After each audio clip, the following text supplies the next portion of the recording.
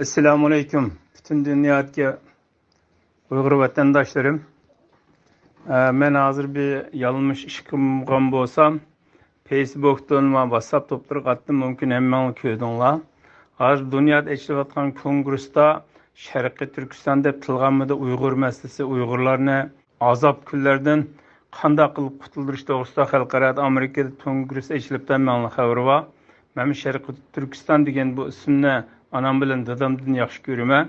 Men 85 yil qabul qilgan 25 yaşımda.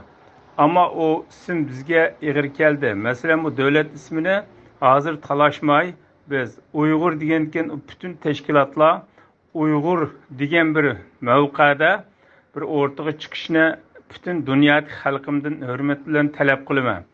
Bu Şarkı Türkistan demdi, Perki Türkistan demdi, To'ng'iz Türkistan demdi keyin nima deb qurvasa biz devletimiz bo'lgandan keyin hazır birligimiz bo'lsa men qabul qilmayman. Men Şarkı Türkistan Azadlık Teşkilatı'nın 1985 yilki a'zosiman. Beşimi kelganini tatdim, qo'limda kelganini qildim. Yalnız bizning kuchimiz yetmedi. Hazır umumimizda xalqninki bir fikri kelib,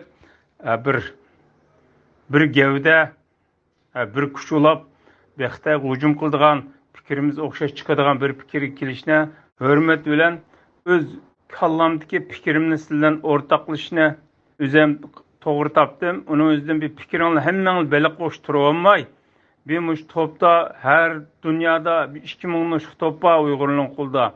Bir hammaga taqib, hammamiz bir o'rtaq bir fikr kelib, bir xalqimizni hozirgi azab qalliq bu hayotdan bir rahat, normal hayotga qaytarishga birlikte hareket qilib, devletimizni qurgandan keyin nima Türkistan desangiz danglar, men bir og'iz gap qilmayman. Hozirgi xalqaro bizni Uyg'urlarni e'tirof qilgandan keyin bu Uyg'urning aytadiki bir gapni bir o'ylashib topsanglar, shuningga bir xizmat qilsak, harakat qilsak deydigan fikrim bor. Hamma buni top-top bir taqib qo'yinglar, xafa bo'lmay.